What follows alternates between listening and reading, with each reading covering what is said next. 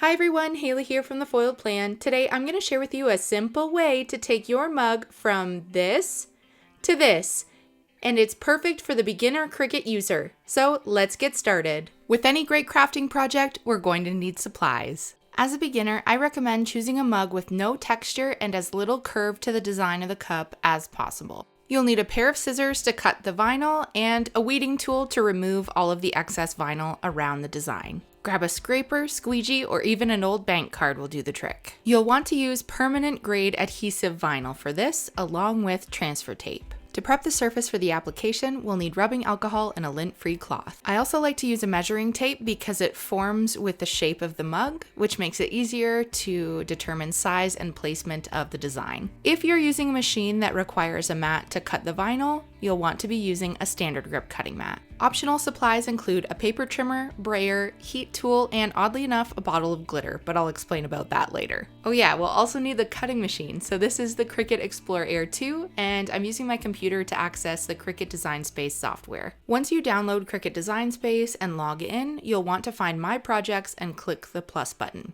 This opens a blank canvas. That's what this blank screen is called, the canvas. Now this might look slightly different to you depending on what version of the program you're using or what type of device you're viewing everything on. So just keep that in mind. You'll notice I clicked the text button and then typed in my name. Now to change the fonts, I'm clicking on the font button and it's automatically going to show me every single font available to me, but some of them you have to have a membership to use and I don't pay for that membership. I just want to see exactly what I have access to without having to pay for anything. So I'm going to click on System. That will narrow down all of my choices. Now, if this doesn't matter to you or if you have the membership, then obviously just ignore that step. I'm going to scroll close to the bottom and I'm going to choose a font called Sign Painter. That is one of my favorites. Now I'm just pressing the plus sign at the bottom left to magnify the canvas. So this isn't actually changing the size of the design, I'm just zooming in. Now it can be tricky to see as the letters are pretty dark already, but anywhere you see the thin black outlining line, that is where the Cricut is going to cut. So right now, if we were to cut these, all of these letters would be separate. We don't want that. We want everything to be together as one sticker. Obviously, the H is going to be on its own, but you get what I'm saying. So I've selected the design and then I hit the weld button. And you'll see that those tiny black lines that were separating the cursive letters have disappeared. This means that it is all now one single cut. Next, I like to lay the measuring tape across the cup to determine what size design is going to fit it best. Once I've decided on the size, I will click on the design and then in the size area, I will make sure that this lock is locked. That's the aspect ratio, which just means that if I adjust the width, the height is going to adjust automatically. Now, if this was not selected and I adjusted the width, the height would stay exactly the same size that it currently is, so it might look a bit skewed, which is completely a personal preference. If you want to adjust the height and width separately, by all means, you can certainly do that.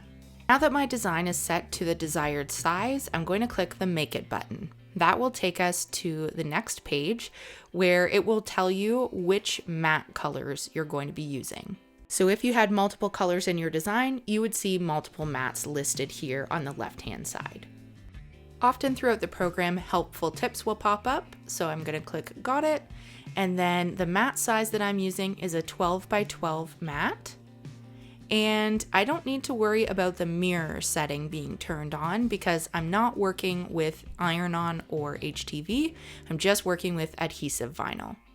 Now these grid lines are a great way to determine how much material you need to cut out because I don't need a full 12 by 12 sheet of vinyl to make this project. Once I determine the size of the vinyl piece I'll need for this, it's time to set up my Cricut. As I mentioned before, this is my Cricut Explorer Air 2. This is actually my first Cricut machine. It's in the color coral if you're curious. And then I'm going to grab my standard grip cutting mat, which is in the color green. If you didn't know, the different colors of mats determine their level of grippiness, something I didn't know when I first got my Cricut. Anyways, now I'm going to place my vinyl down in the exact same spot it appears on the screen, and I'm going to use my brayer to make sure that it's nice and stuck down. You can also just use your hand. Back to my screen here, I'm going to hit the continue button, and now the computer is going to connect via Bluetooth to my Cricut Explore Air 2. It's going to ask you to set the base material, and I'm using the premium outdoor vinyl setting, which I have saved as a favorite. You'll see the little star next to it, but this is not going to show up if you've never saved it as a favorite. So to find all of the materials, simply click where it says Browse All Materials, and you'll see that a list will pop up. And you can even use a search feature if you know a particular type of material you're looking for, or you can just scroll through. There's different categories, and this one would be in the vinyl section. And as you can see, the option is right there. Premium Outdoor Vinyl. So if you want to save it as a favorite, you can click to add the star next to it on the right hand side, or you can just select and then hit done, and then that will choose that option just for this current project. Next, it's going to ask you to load the tools and the material. My tool, which is the blade, is already loaded.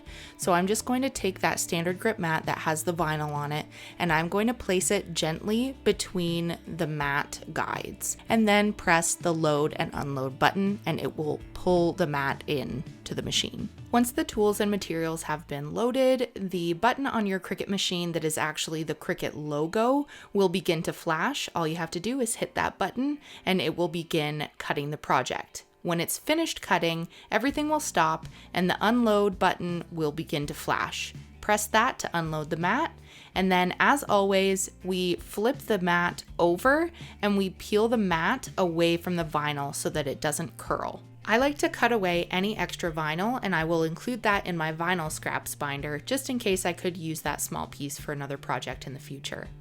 Then I take my weeding tool and I carefully remove all of the negative space surrounding the design. Now, in order to pick the design up from the paper backing, we need something called transfer tape. So we're gonna take a piece of transfer tape, make sure it's a little bit bigger than the design, peel it away from its paper backing, and then set it on top of the full design. Next, I'm going to burnish the top and underside of the whole design, and then I will carefully start to peel back the paper backing. And a little trick, I like to kind of push it down onto itself as I'm pulling it away.